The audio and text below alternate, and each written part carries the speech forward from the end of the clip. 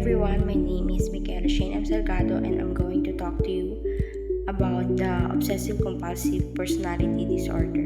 So let's start. So what is obsessive compulsive personality disorder? So it is less commonly discussed in the media, social circles and other places.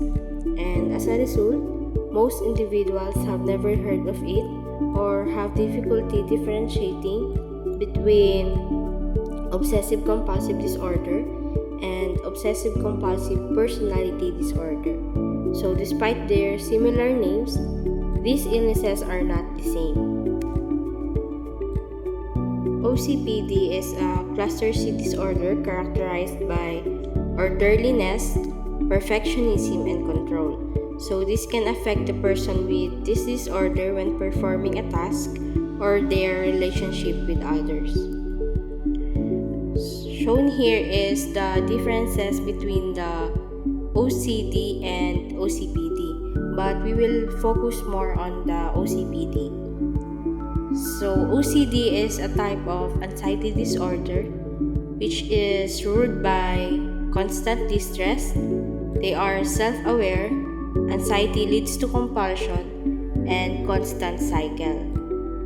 On the other hand, OCPD is a type of personality disorder which is ruled by perfectionism. They are not self-aware, and perfectionism is equals to good for them.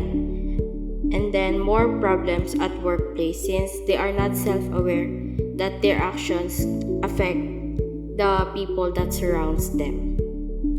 So that's the differences between the two.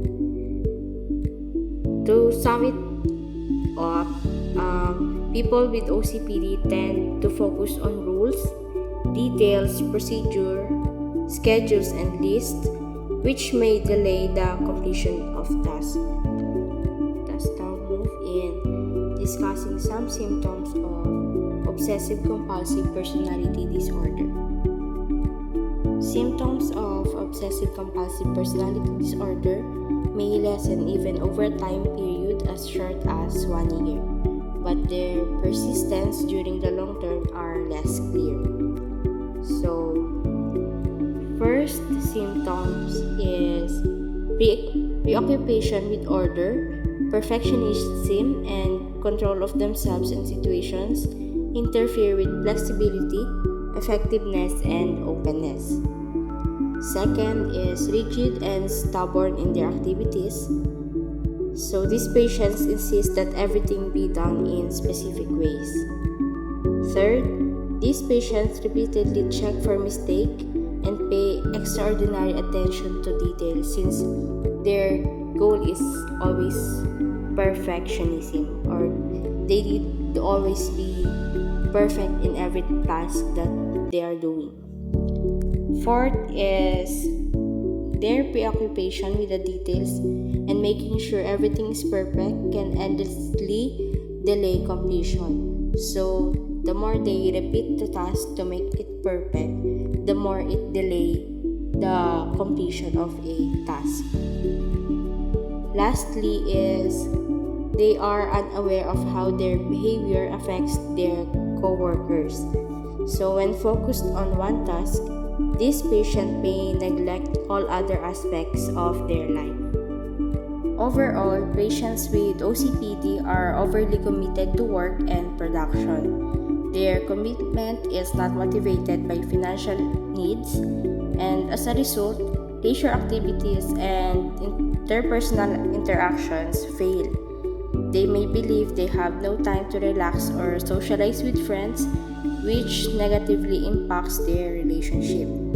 They may postpone a vacation for so long that it fails to happen, or they may believe they must bring work with them so that they do not waste time because their goal is perfection, just like what I have mentioned earlier. So that's all for the symptoms of OCPD. So after discussing the symptoms, let us now move to its diagnosis. According to DSM-5, a person needs to display 4 or more of the following traits across situations for a diagnosis of OCPD. So first is preoccupation with detail so much that the purpose of the activity is lost. Over-perfectionism that interferes with daily tasks. Excessive dedication to work at the expense of other activities. Moral and ethical inflexibility. Inability to get rid of worthless objects. Reluctant in cooperation and delegating tasks to others. General lack of spending for self and others, and lastly, intense stubbornness and rigidity. However, not everyone with OCPD will have all of the symptoms, and not everybody who displays some of those characteristics has OCPD.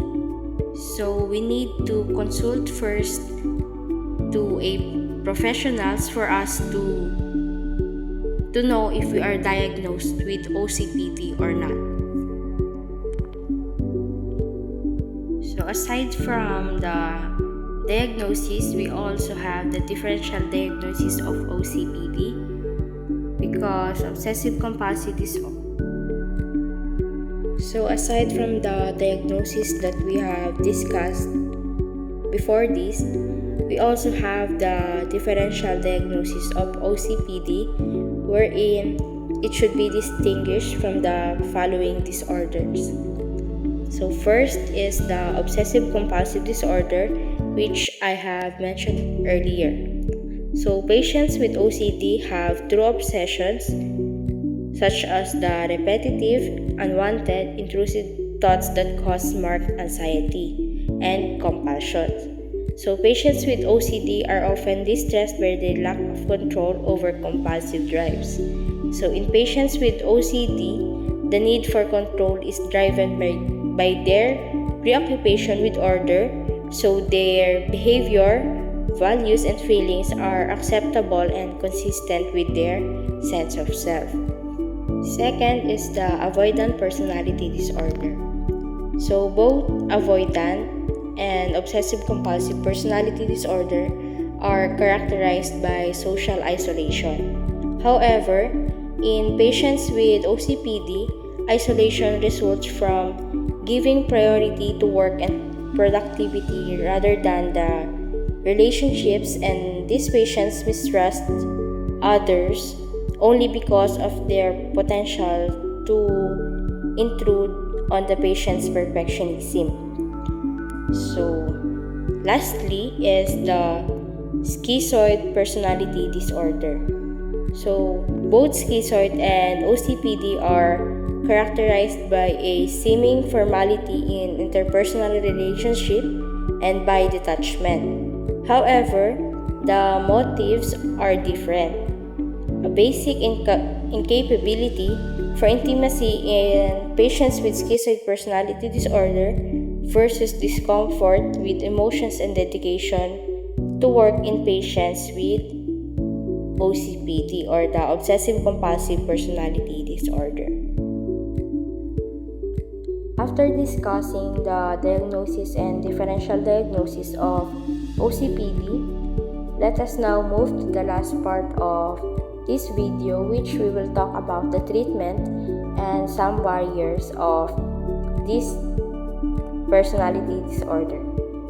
So treatment for OCPD is much like the treatment for OCD and may include the following practices, such as the therapies like cognitive behavioral therapy, medications, and self-care. And one of the most important barriers to treatment for people with OCPD is the perception that they don't have a problem or the failure to acknowledge how their symptoms affect their lives.